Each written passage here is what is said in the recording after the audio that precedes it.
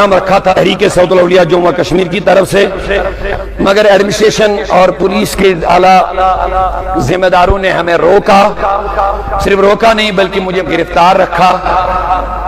بہرحال یہ جذبہ عشق رسول ہمارے سینوں میں کبھی کم نہیں ہو سکتا ہے۔ ہم تشدد کے حق میں نہیں ہیں، ہم امن خراب ہونے کے حق میں نہیں ہیں، یعنی ہم بدامنی نہیں چاہتے ہیں، یعنی ہمارا یہ مقصد نہیں کہ ہم تشدد پھیلائیں، ہم لوگوں کو وائلنٹ کریں، ہم توڑ پھوڑ کریں۔ میں نے پہلے بیان میں یہ بھی بولا، بنگلور میں انتظامیہ کی لاپرواہی کی وجہ سے، یعنی اگر اس وقت بھی بنگلور میں اس ایم ایل اے کے بیٹے کو جس نے حضور کی شان میں گستاخی کی، اگر فوراً پولیس حرکت میں آ جاتی، اس کو گرفتار کرتے، تو اتنا تشدد، آگ زنی، توڑ پھوڑ، مار داڑ ہونے کا امکان ہی نہیں تھا۔ لیکن جب عوام کو لگتا ہے کہ انتظامیہ اس معاملے میں سنجیدہ نظر نہیں آ رہی ہے، ایم ایل اے کا دباؤ ہے یا کسی آفیسر کا دباؤ ہے، مگر اسی وجہ سے پھر عوام خود بخود وائلنٹ ہو رہے ہیں۔ مگر میں بذات خود، میں نے پہلے بھی بیان کیا، اب بھی میں عرض کر رہا ہوں، ہم بدامنی نہیں پھیلانا چاہتے ہیں، لیکن آئین کے تحت، قانون کے تحت ان گستاخوں کو اگر سزا نہ ملی، میں آپ کی تائید چاہتا ہوں حضور کی محبت میں، اگر ان گستاخوں کو لگام نہ لگائی گئی، اگر ان گستاخوں کو قانون اور آئین کے تحت سزا نہ ملی، ہمارے جذبات کو ٹھیس پہنچے گی، عوام کے غم و غصہ میں اضافہ ہو سکتا ہے۔ میں نے کہہ دیا ہم تشدد نہیں چاہتے ہیں، لیکن ہم یہ بھی چاہتے ہیں آپ ان کو کچہرے میں کھڑا کر لو۔ جو مسلمانوں کے دلوں کو مجروح کر رہے ہیں، جو لوگ بلا وجہ اپنی شہرت کے لیے، اپنی سیاست کے لیے ہمارے مصطفیٰ کو ٹارگیٹ بنا رہے ہیں، کیوں؟ ان کو سوال کر لو۔ ہمارا اسلام وہ مذہب ہے، فاروق اعظم کی میں بات کر رہا تھا، ایک اشارہ لے لو، پوری دنیا کے حکمرانوں کو میرا سوال ہے۔ آپ مومن مسلمان نہیں بننا چاہتے، لیکن عمر کی سیرت کو پڑھ لو۔ میں آپ کو جبر نہیں کر رہا ہوں کہ تم کلمہ پڑھو، بغیر کلمہ پڑھے تم حضرت عمر فاروق کی سیرت کو پڑھو، تمہیں پتہ چلے اسلام نے ہمیں کیا سکھایا۔ اسی لیے اعلیٰ حضرت نے کہا ترجمان نبی، اگر حضور کو پڑھنا ہے تو فاروق اعظم کی صورت میں پڑھو۔ مصر کا گورنر عمر بن عاص ہے، جب مصر فتح ہوا، فاروق اعظم نے مصر کے لیے گورنر مقرر کیا عمر بن عاص۔ عمر بن عاص کا بیٹا یہ گھوڑ دوڑ کا شوقین تھا، گھوڑے دوڑانے کا شوقین تھا، اس لیے ایک دن ایک مصری شخص جو غالباً مسلمان بھی نہیں تھا، اس کو اپنے ساتھ ملایا، کہا آ جاؤ، آج ہم گھوڑ دوڑ کریں گے، آج ہم گھوڑ دوڑ کریں گے، گھوڑوں کو دوڑائیں گے اور دیکھیں گے آپ کا گھوڑا آگے بڑھتا ہے یا میرا گھوڑا۔ یہ کس نے کہا؟ عمر بن عاص کے بیٹے نے، جو صحابی ہے۔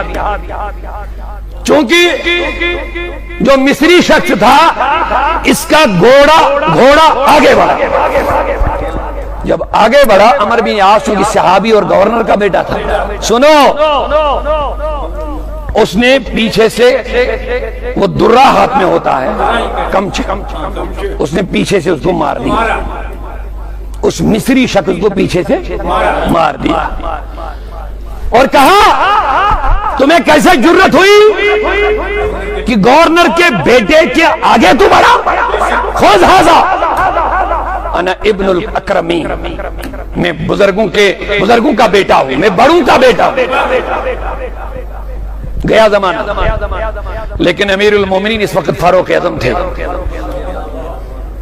یہ مصری سیدھے مدینہ گیا، بولو محبت سے بولو، फारूक आजम की बारगाह में अपनी अर्जी पेश की।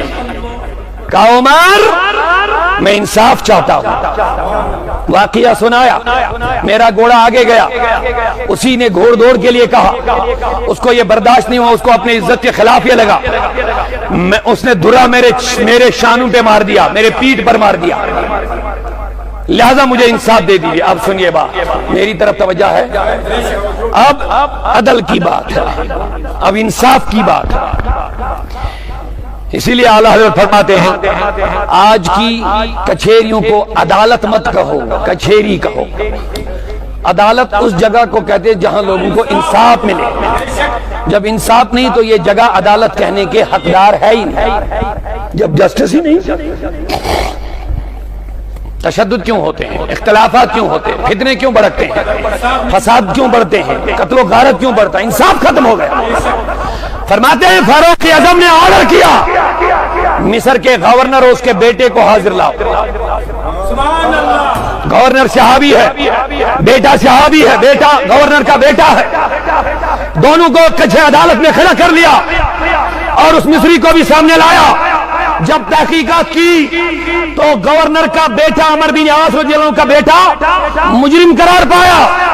फारूक आजम ने दुर्रा उठा के मिस्री के हाथ में दिया, कहा आजा मिस्री, ये रसूलुल्लाह का तर्जमान उमर तुम्हें कह रहा है। कोई गवर्नर हो तो अपनी जगह, कोई बड़ा हो तो अपनी जगह, लेकिन इंसाफ के कचहरे में अदालत में जब खड़ा होगा यहां ऊंच और नीच का लिहाज नहीं होता है। यहां वही बोला जाता जो रब और मुस्तफा का मामला का कलाम और फरमान होता है। अपने सामने उसकी पीठ पर दुर्रा मरवाया और मदीने का मिस्र का गवर्नर अपने बेटे की पीठ पर दुर्रा पड़ रहा है, देख रहा है, एतराज नहीं कर रहा है। यह है इस्लाम। बहुत सारे वाक़ात हैं, मैं अब बात खत्म कर लूंगा, लेकिन मैं ये कहना चाहता हूं आप लोगों को मजबूर मत कर लीजिए रोडों पर आने के लिए।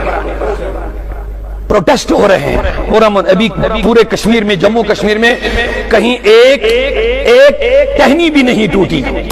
एहतजाज हुए हैं, एक गमला भी नहीं टूटा, एक शीशा भी नहीं टूटा, लेकिन खुद ब खुद आप लोगों को वायलेंट करेंगे, हम उसके जिम्मेदार नहीं हैं। हालांकि पिछले दिनों हमने भी एक पुरअमन प्रोटेस्ट रखा था, मैंने भरपूर यकीन दहानी की थी पुलिस जिम्मेदारों को, क्या हम लिख करके देंगे कि एक भी पत्थर नहीं मारेगा, कोई मारेगा तो मैं जिम्मेदार हूं इसके लिए, लेकिन इसके बावजूद भी उन्होंने हमें इजाजत नहीं दी। बहरहाल ठीक है, आप कहते हैं पुरअमन रहो, हम पुरअमन रहेंगे इंशाअल्लाह, लेकिन हमें रोडों पर आने पर मजबूर मत कर लीजिए।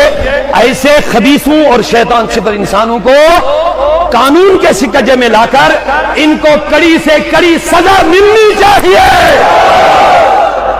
ताकि हमें भी लगे कि हमारी बात भी कोई सुन रहा है, हमें भी लगे कि इंतजामिया और एडमिनिस्ट्रेशन और कानून के जिम्मेदार वो हसास है इस मामले में। अगर आपने गैर जिम्मेदारी और गैर संजीदगी का मुजाहरा किया, फिर शायद ये कौम खुद ब खुद रोडों पर निकल करके अपने हक का मुतालबा कर सकते हैं। बहरहाल हम अभी इंतजार में हैं, इन खबीसों को कानून क्या सजा देगी, और हमें यकीन है इनको सजा मिलेगी आईन के तहत, कानून के शिकंजे में। अल्लाह ताला हम सबको सलामती अता करे, हम सबको अमन व सुकून अता करे।